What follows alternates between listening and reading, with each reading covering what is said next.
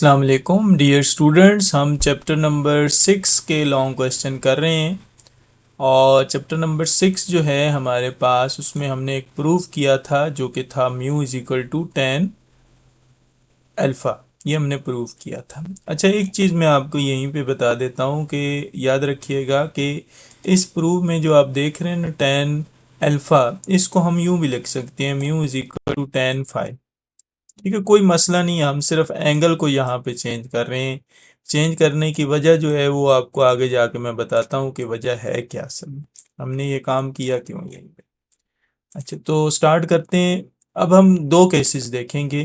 पहले केस में हम स्टडी करने लगे हैं कि अगर कोई भी बॉडी इंक्लाइंड प्लेन के ऊपर की जानिब हरकत करेगी तो उस सूरत में क्या होगा, उसके लिए इक्वेशन क्या बनेगी, और फोर्स की इक्वेशन हमारे पास क्या बनेगी, और अगर बॉडी डाउनवर्ड डायरेक्शन में मूव करना शुरू कर देती है तो उस सूरत में हमारे पास इक्वेशन क्या बनेगी।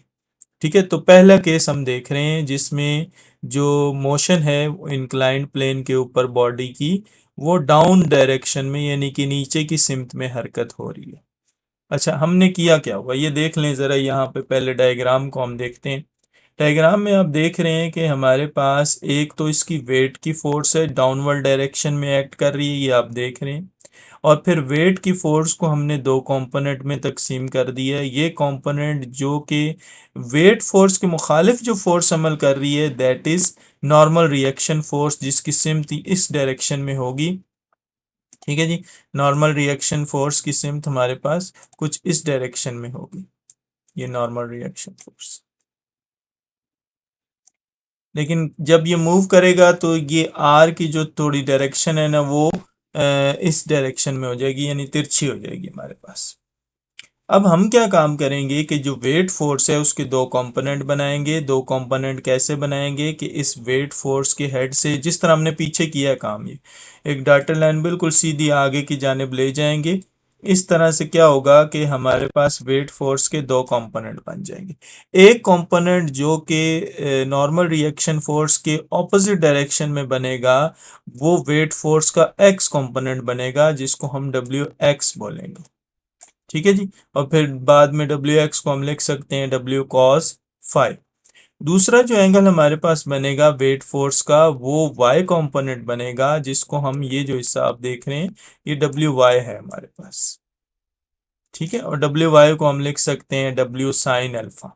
ठीक है, जिसको उसने यहाँ पे बना दिया है, कोई मसला नहीं, यहाँ पे बना दें यहाँ पे बना दें, एक ही बात है। अच्छा, अब ये जो बॉडी है, ये जो ब्लॉक है, वो नीचे की तरफ मूव करने की कोशिश कर रहा है। ठीक है, हम डाउन डायरेक्शन में इसको स्टडी कर रहे हैं। नीचे की सिमत में जब ये ब्लॉक हरकत करेगा ना, तो इस पर दो फोर्सेस एक्ट करेंगी यहाँ। पहली फोर्स तो फ्रिक्शन की होगी, जिसे हम स्टैटिक फ्रिक्शन की वैल्यू बोलेंगे। वो अमल करेगी, जो कोशिश करेगी कि ये नीचे की जानिब हरकत ना करे, यानी कि उस की डायरेक्शन, यानी उस फ्रिक्शन फोर्स की डायरेक्शन ऊपर की जानिब होगी। पहली फोर्स तो ये। दूसरा, जब ये नीचे की तरफ हरकत करना चाह रहा था तो हमने यहाँ पे इसको एक धागे की मदद से एक पिन के जरिए से यहाँ जोड़ दिया। ठीक है, यहाँ फिक्स कर दिए। अब ये नीचे हरकत नहीं कर सकती, लेकिन नीचे जाने की कोशिश जरूर करेगी। तो एक तो वो फोर्स है जो फ्रिक्शन की फोर्स ऊपर की जानिब हरकत कर रही है, और दूसरी वो फोर्स है जो हमने लगा के रखी हुई है ऊपर की जानिब। तो असल में हमारा मकसद इस वाली फोर्स को, ये जो पी फोर्स आप देख रहे हैं ना यहाँ पे, ये वाली पी फोर्स, इसको निकालना है, इसकी इक्वेशन एक बनानी है। हमारा मकसद इस इक्वेशन को, इस वैल्यू को निकालना है। इसके लिए एक इक्वेशन बना के ली। तो अभी हम देखते हैं ये सारी डायग्राम, आपको उम्मीद है समझ आ गई होगी, क्योंकि डायग्राम समझना ज़्यादा ज़रूरी है यहाँ पे। तो हम थोड़ा पढ़ भी लेते हैं इसको, क्या लिखा है, कंसिडर बॉडी, ये सारा इसमें ये लिखेगा जो मैंने आपको बताया है। Of weight W placed on the rough inclined plane which can make an angle alpha with x-axis.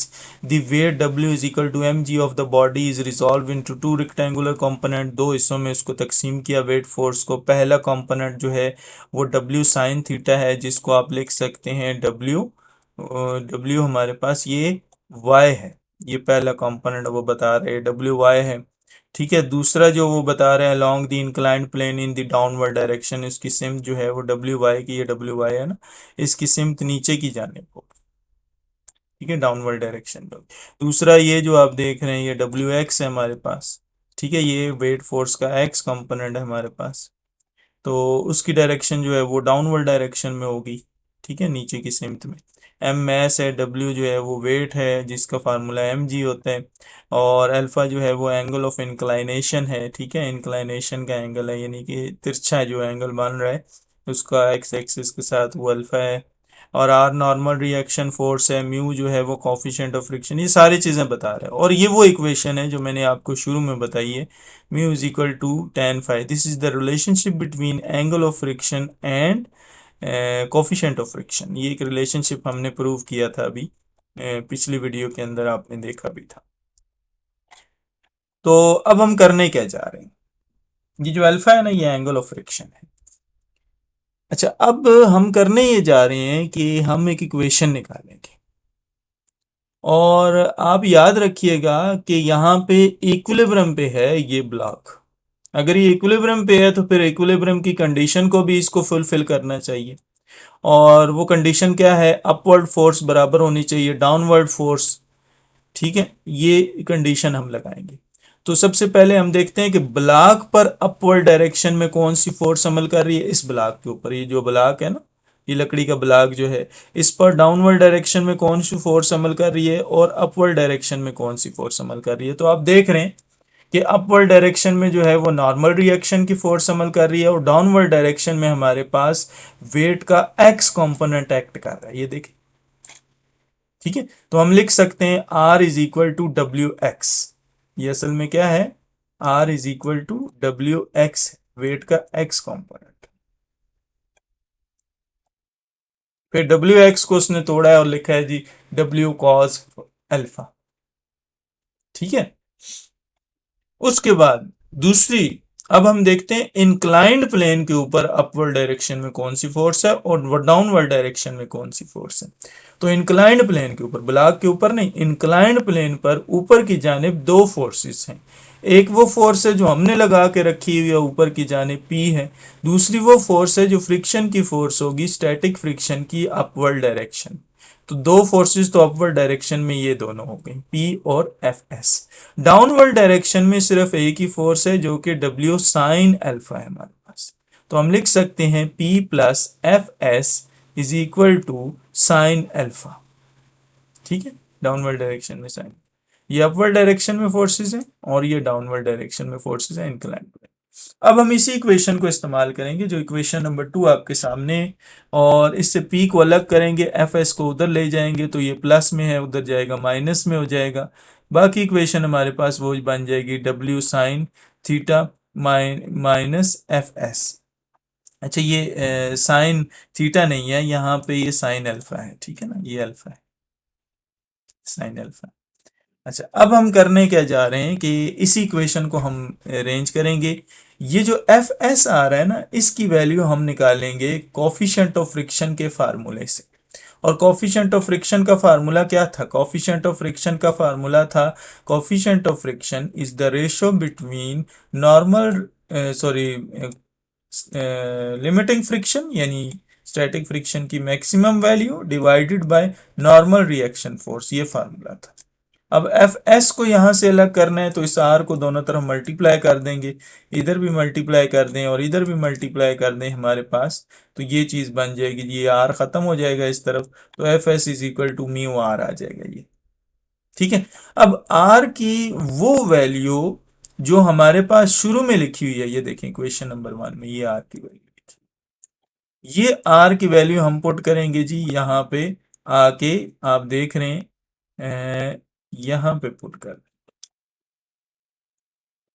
इस आर की वैल्यू, तो म्यू इसी तरह और आर की जगह पे डब्ल्यू कॉस,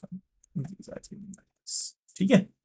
अब उसके बाद हम क्या काम करेंगे कि ये जो एफ एस की वैल्यू बन गई है हमारे पास, एफ एस की वैल्यू क्या बन गई है, म्यू कॉस अल्फा, ये चीज बन गई है। एफ एस की ये जो वैल्यू बन गई है इसकी जगह पे पुट कर दें, तो पुट करेंगे तो हमारे पास ये चीज बन जाएगी, P is equal to W sine alpha minus mu W cos alpha.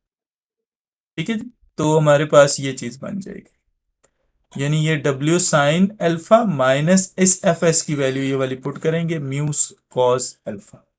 हम इन दोनों में से W कॉमन ले लेंगे, ये भी कॉमन चला जाएगा, ये भी कॉमन चला जाएगा, बाकी रहेगा sign alpha minus cos alpha, mu cos alpha. ठीक है जी, समझ आ रही है ना? अच्छा, उसके बाद हम क्या काम करेंगे, ये जो इक्वेशन हमने लिखी थी जो कि रिलेशनशिप था एंगल ऑफ फ्रिक्शन और कोफिशिएंट ऑफ फ्रिक्शन के दरमियान में, शुरू में मैंने आपको बताई थी mu is equal to tan alpha.